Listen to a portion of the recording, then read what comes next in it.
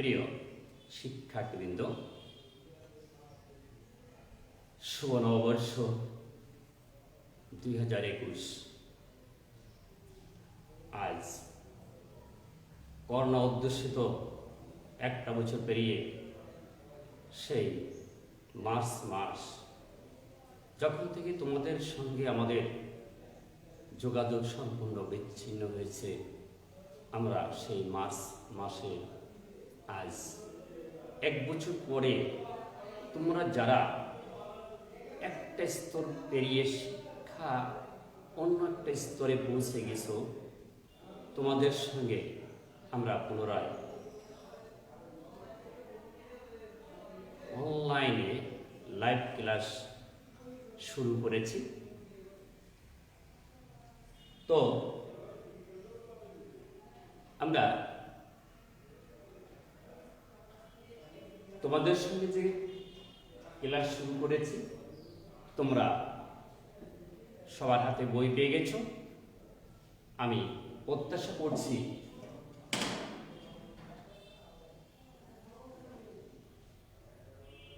সবাই নতুন বই পেয়ে নতুন বছরে আমাদের ক্লাসের সঙ্গে সবাই সম্পৃক্ত থাকবে। এভাবে আমাদের শিক্ষা জীবনের নতুন বছরে নবদ্বার উন্মোচিত হোক। শুভ নববর্ষ। আমরা আমাদের আলোচ্য বিষয়ে প্রবেশ করছি।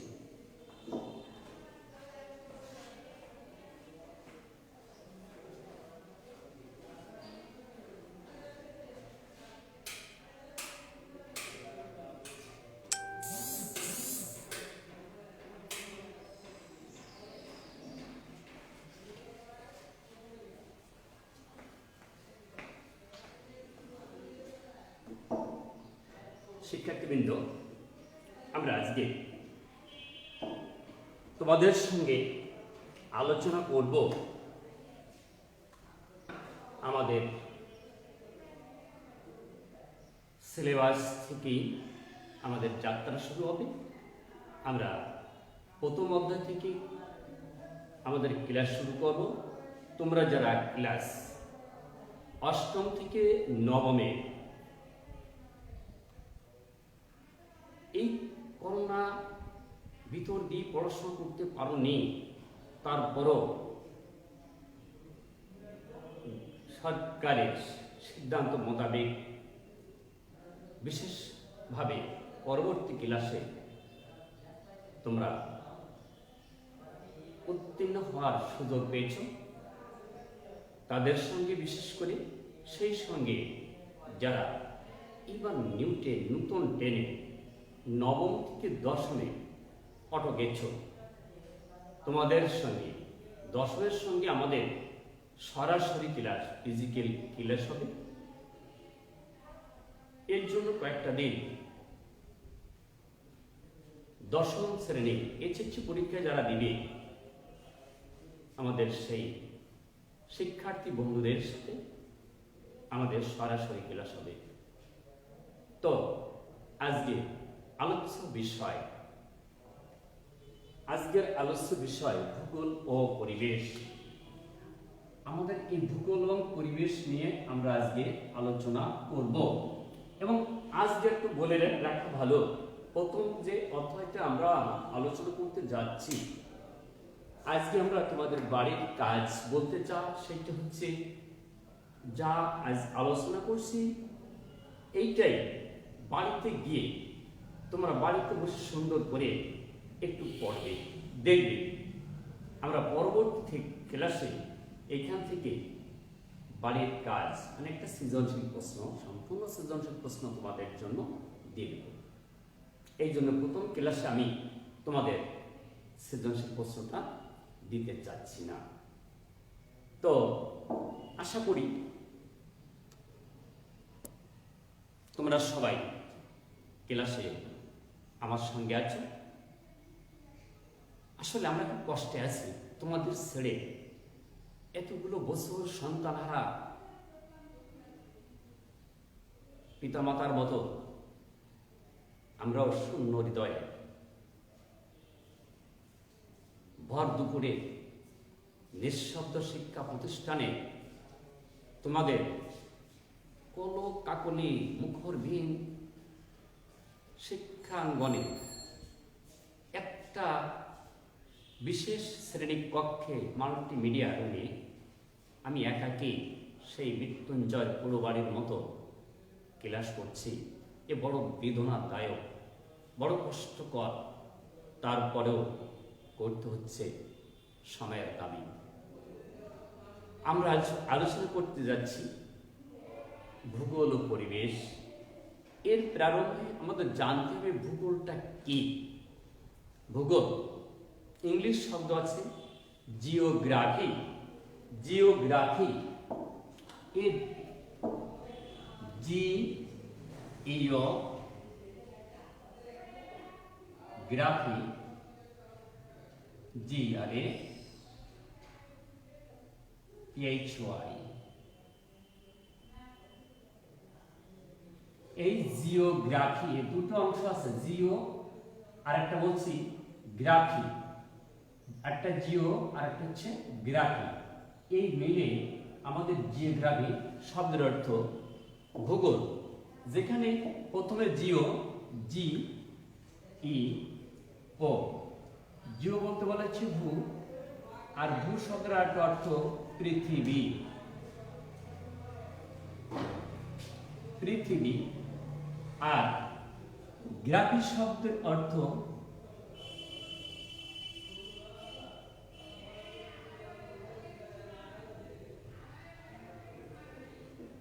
আমরা বলতে পারি বর্ণনা। গ্রাফি মানে আমরা বাংলায় বলতে পারি বর্ণনা। অর্থাৎ কিনা জিওগ্রাফি শব্দের পূর্ণ অর্থ, পূর্ণ রূপ পৃথিবীর বর্ণনা। আমরা এখানে বলতে পারতাম পৃথিবীর বর্ণনা। পৃথিবীর বর্ণনা।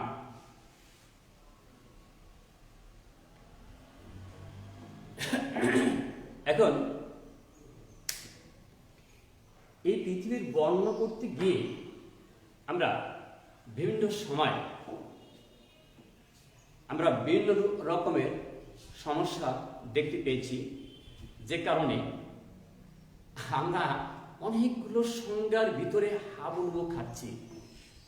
যখন আমরা এই ভূগোলের এই অংশটা আমরা পড়তে যাব, আলোচনা করব, তখন আমরা অনেক কয়জন ভূগোলবিদদের নাম জানতে পারব। আসলে নামটা জানাও প্রয়োজন, যদিও ওনাদের বিষয়ে আলোচনা ভূগোলের বিষয়বস্তু নয়।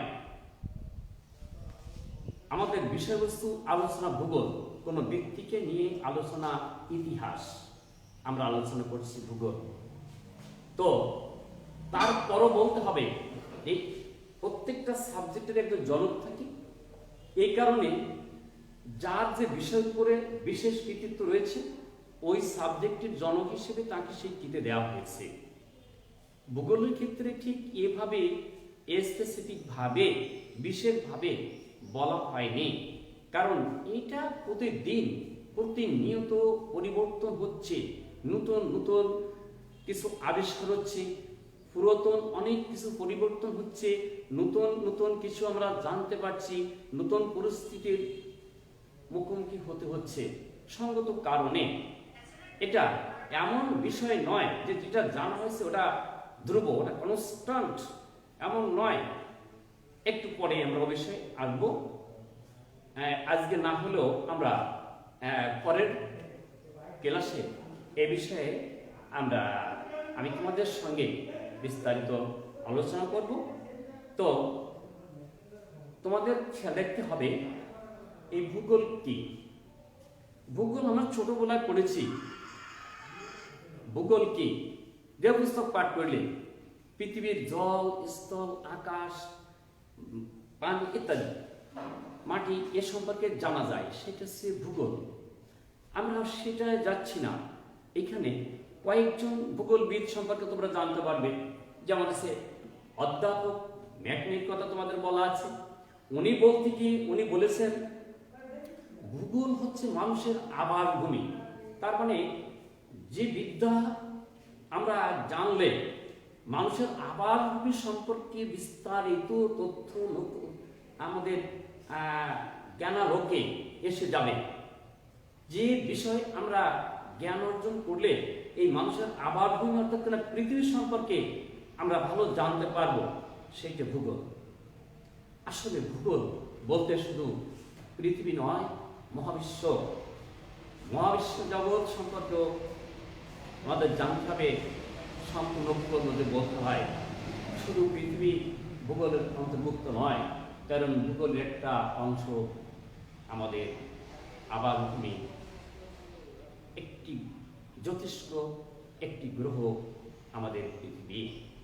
আবার আমরা অন্য জায়গায় দেখেছি ভূগোলবিদ ডাডলি, অধ্যাপক ডাডলি, উনি আবার একটা সংজ্ঞা দিয়েছেন যে পৃথিবী ও এর অধিবাসীদের বর্ণনা। পৃথিবী এবং এই পৃথিবীতে যারা বাস করছে, অধিবাসী যাদের বলা হচ্ছে, এই পৃথিবীর অধিবাসী, এই একদিকে পৃথিবী তার সম্পর্কে জানা, অন্যদিকে এখানে যারা বাস করছে তাদের সম্পর্কে বিস্তারিত জানা, এটাই হচ্ছে ভূগোল। ভূগোল কিন্তু এই পৃথিবী এবং পৃথিবীর অধিবাসী যারা, এদের সম্পর্কে জানতে গিয়ে এই পৃথিবীর যা যা আছে সবকিছু সম্পর্কে জানতেছি। শুধু এই প্রাণীকুল নয়, শুধু মানবকুল নয়, এখানে কি কি উদ্ভিদ জন্মে, কোথায় কোন উদ্ভিদ, কেন কোন উদ্ভিদ, কোথার জমিন কেমন, কোথায় পানি, কোথায় স্থল ভূভাগ, কোথাও কেন উঁচু, কোথাও কেন নিচু, কোথায় কোন প্রাণী, কোথায় কোন ফসল ইত্যাদি বিস্তারিত আমাদের জানতে হবে এই পৃথিবীর সম্পর্কে জানতে গেলে। সঙ্গত কারণে আমরা জানব ডাডলির মতে পৃথিবী আর এদের এই পৃথিবীতে যা বাস করছে এই অধিবাসী সম্পর্কে আমরা দেখেছি। অধ্যাপক কার্ল রিটারও উনি কিন্তু একটা তথ্য দিয়েছেন। অধ্যাপক কার্ল রিটার ওনার একটা তথ্যে আমরা দেখেছি, উনি বলেছেন পৃথিবীর বিজ্ঞান, উনি ভূগোলকে পৃথিবীর বিজ্ঞান বলে আখ্যায়িত করেছেন। হ্যাঁ, ভূগোল আমরা জানি, ভূগোল একটা সাবজেক্ট, এটা বিজ্ঞানের অন্তর্ভুক্ত। যারা বিজ্ঞান বিষয়ে পড়ালেখা করে তারা ভূগোল নিতে পারে বিষয়বস্তু হিসেবে, গ্র্যাজুয়েশন ডিগ্রিতে ভূগোলটাকে তাদের সাবজেক্ট হিসেবে গ্রহণ করতে পারে। এটা আর্টসের সাবজেক্ট নয়, এটা সায়েন্সের সাবজেক্ট, আমরা জানি, এতে প্র্যাকটিক্যালও আছে। সুতরাং ভূগোল যেটা বিজ্ঞান, তাতে বিন্দু মাত্র সন্দেহের কোনো অবকাশ নেই। তাহলে ভূগোল একটা বিজ্ঞান উনি যথার্থ বলেছেন অধ্যাপক কার্ল রিটার। আমরা আরো দেখেছি কোন কোন ভূগোলবিদ বলেছেন এই ভূগোল হচ্ছে পৃথিবীর বিবরণ, পুরো পৃথিবীর বিবরণ। কেউ কেউ আবার বলেছেন না, ভূগোল শুধু এটা পৃথিবীর একটা বিজ্ঞান, আর বিজ্ঞান হচ্ছে বিশেষ জ্ঞান। পৃথিবীর সম্পর্কে বিশেষ যে জ্ঞান, এটাই আছে ভূগোল। তারপরে আমরা বিজ্ঞানের সংজ্ঞাটিতে দেখেছি যে বিশেষ জ্ঞান, এই বিশেষ কোনো বিষয় সম্পর্কে তথ্য উপত্য সংগ্রহের মাধ্যমে যে বিশেষ জ্ঞান অর্জিত হয় তাই হচ্ছে বিজ্ঞান। আর ভূগোলকে বলা হচ্ছে একটা বিজ্ঞান এই কারণে এই ভূগোল সম্পর্কে এর তথ্য উপত্য এর সম্পর্কে বিস্তারিত ধারণা নেওয়াটা হচ্ছে এই ভূগোল সম্পর্কে বিশেষ জ্ঞান অর্জনই হচ্ছে বিজ্ঞান। অর্থাৎ ভূগোলকে বলা হয়েছে বিজ্ঞান। হ্যাঁ, উনি যথার্থ বলেছেন, আমরা একমত, ভূগোল বিজ্ঞান, আমরাও একমত। এরপর আমরা আবার দেখেছি অধ্যাপক রিচার্ড হার্টসন, উনিও কিন্তু এমনই ভাবে বলেছেন যে এই ভূপৃষ্ঠ নিয়ত পরিবর্তন হচ্ছে এবং এই ভূপৃষ্ঠের যে বৈশিষ্ট্য, এই বৈশিষ্ট্যের যে পরিবর্তন এবং এই কেন পরিবর্তন হচ্ছে, অতীতে ছিল এক রকমের, পরিবর্তন হচ্ছে অন্য রকমের, বর্তমান আছে এক রকমের, দেখা যাবে আরো কিছুদিন পরে আরো পরিবর্তন হয়ে যাচ্ছে। এর যুক্তিসঙ্গত যথার্থ কারণ বিশ্লেষণ করে ভূগোল। তার মানে এই পৃথিবীর কি হচ্ছে, কখন কি পরিবর্তন হচ্ছে, এই সম্পর্কে বিস্তারিত ধারণা করাই হচ্ছে ভূগোল। তার মানে যুক্তিসঙ্গত এবং যথার্থ ব্যাখ্যা প্রদান ভূগোল। ভূগোল অন্য কিছু নয়। আমাদের বিষয়টাকে বিশেষভাবে বুঝতে হবে। যে কথা বলেছিলাম রিসার্চ হার্সনের মতে, যে এই পৃথিবী বৈশিষ্ট্য এবং বৈশিষ্ট্যের যে পরিবর্তন হচ্ছে, এই পরিবর্তনের ধারা কিভাবে পরিবর্তন হচ্ছে, কেন পরিবর্তন হচ্ছে, কতটুকুন পরিবর্তন হচ্ছে, এই সম্পর্কে খুঁটিনাটি বিষয়, এই তথ্য উপত্য সংগ্রহ, এইটা হচ্ছে ভূগোল। এবং এটি ভূগোলের বিষয়বস্তু হিসেবে হার্সন ব্যাখ্যা দিয়েছেন। কিন্তু এরপরে আমরা যা দেখেছি 1965 সালে যুক্তরাষ্ট্রের ওয়াশিংটন ডিসিতে সব সংজ্ঞাকে নিয়ে আলোচনা সমালোচনা এবং বিশ্লেষণ করে ভূগোল বিজ্ঞান একটা বিশেষ সংজ্ঞা, সবকিছু মিলে একটা বিশেষ সংজ্ঞা উপস্থাপন করেছেন। আমরা সে সংখ্যাটা বলতে পারি যে এই পৃথিবী কখন, কবে, কিভাবে, কতটুকুন, কোন অবস্থার কি পরিবর্তন হচ্ছে, এর তথ্য উপত্য সম্পর্কে বিস্তারিত জানাই ভূগোল। সঙ্গত কারণে আমরা ভূগোল সম্পর্কে এর সংজ্ঞা, এত সময় পর্যন্ত আমরা ভূগোলের সংজ্ঞা শুধু জানলাম, এতটা সময় ভূগোলের সংজ্ঞা জানলাম। এরপরে আমরা চলে যাব, আসলে আমি আজকে যাইতে চাচ্ছিলাম না, তারপরেও কথা প্রসঙ্গে আলোচনার ক্ষেত্রে আমাদের যেতে হয়। আমরা যখন দ্বিতীয় অধ্যায় দেখব, কোনো এক সময় আমরা পড়েছি 9 নবগ্রহ 10 দিন, তখন গ্রহ ছিল 9টা। এখন দেখছি আমাদের গ্রহ সংখ্যা এসে গেছে 8টি, একটা গ্রহ বাদ গিয়েছে। আমাদের শেষ যে গ্রহটা ছিল প্লুটো, এই গ্রহটা তার গ্রহের যে বৈশিষ্ট্য তা না থাকায় তাকে এই দল থেকে, বিশেষ একটা জগৎ থেকে, যাকে বলা হয়েছে সৌরজগৎ, আমাদের এই সৌরজগৎ থেকে ওটাকে বাদ দেওয়া হয়েছে সঙ্গত কারণে। আর বলার সুযোগ নাই 9 নবগ্রহ, এখন বলতে হবে 9 অষ্টগ্রহ। এই যে পরিবর্তন হলো, কেন পরিবর্তন হলো, ওর কি পরিবর্তন হয়েছিল যে কারণে বাদ হয়েছে। এভাবে আরো একটা গ্রহ আছে, সব গ্রহ একদিক থেকে ঘুরছে। একেবারে আমরা জানি গ্রহগুলো ডান দিক থেকে বাম দিকে ঘুরছে সূর্যকে কেন্দ্র করে। সূর্য বাম দিক থেকে ডান দিকে যাচ্ছে, আমরা দেখতে পাচ্ছি সূর্য পূর্ব দিকে উঠছে, আস্তে আস্তে ঘুরে আস্তে আস্তে পশ্চিম দিকে যাচ্ছে। ঠিক আমরা দেখতে পাচ্ছি যে কিভাবে যাচ্ছে, আর এই গ্রহগুলো কিভাবে ঘুরছে আমরা এখন দেখতে পাচ্ছি। তো এই সূর্য পূর্ব পশ্চিম দিকে বাস্তব নিরীক্ষে লক্ষ্য করলে আমরা দেখতে পারি যে সূর্য তার স্থানে কনস্ট্যান্ট, আসলে ঘুরছে পৃথিবী বা গ্রহগুলো। আমরা যেটা দেখি আমাদের ক্ষুদ্র জ্ঞানে আমরা কিন্তু ভুল দেখি, তোমরা ভুল দেখো। বাস্তবে সূর্য ঘোরে না, সূর্য স্থির তার স্থানে, সূর্যকে কেন্দ্র করে ঘুরছে গ্রহগুলো। এই গ্রহগুলো প্রতিনিয়ত ঠিক ঘড়ির কাঁটার বিপরীত দিকে ঘুরছে। কিন্তু এখানেও একটা গ্রহ আছে, আমরা দ্বিতীয় অধ্যায় মহাবিশ্ব আমাদের পৃথিবী পড়তে কি আমরা জানবো, সেখানে একটা গ্রহ আছে, সে তার সমস্ত নিয়ম নীতি বিসর্জন দিয়ে তার নির্দিষ্ট 7টা গ্রহের সঙ্গে একদিক ঘুরছে না, সে উল্টো দিকেও ঘুরছে এবং তার একটু ভিন্ন রকমের বৈশিষ্ট্য আমরা দেখতে পাবো। আমরা চলে যাচ্ছি ওটা ছেড়ে, আমরা আলোচনা করছি প্রথম অধ্যায়ে। তাহলে মাথায় রাখতে হবে, অনেকে অনেক কথা বলবে, অনেক জায়গায় অনেকে ভিন্নভাবে বলবে, সূর্য ঘুরছে, এই গাদা ঘুরছে, পৃথিবী স্থির, অনেকে ভিন্নভাবে ব্যাখ্যা দেয়, ভিন্নভাবে গ্রাম অঞ্চল বলে এখনো, আসলে তা নয়। সূর্য স্থির, সূর্যকে কেন্দ্র করে ঘুরছে গ্রহগুলো। পশ্চিম থেকে পূর্ব দিকে ক্রমাগত নিজস্ব কক্ষপথে গ্রহগুলো ঘুরছে।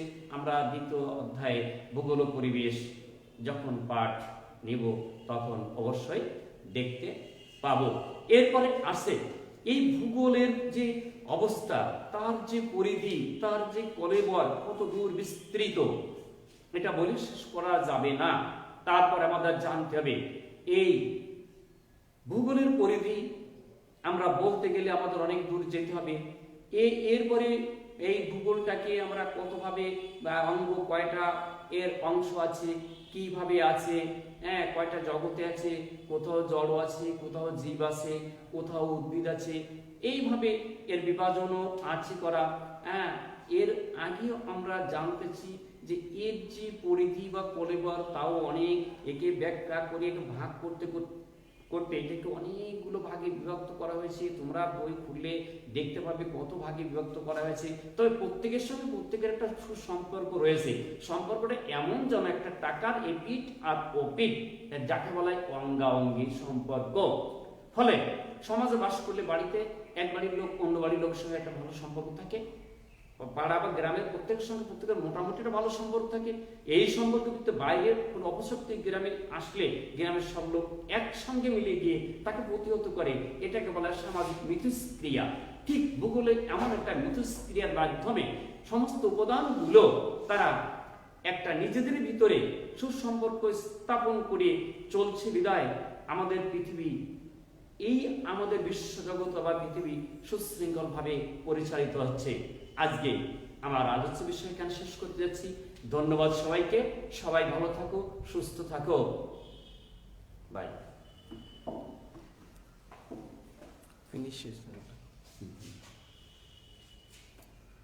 ডিলেট ফাইল বাবা।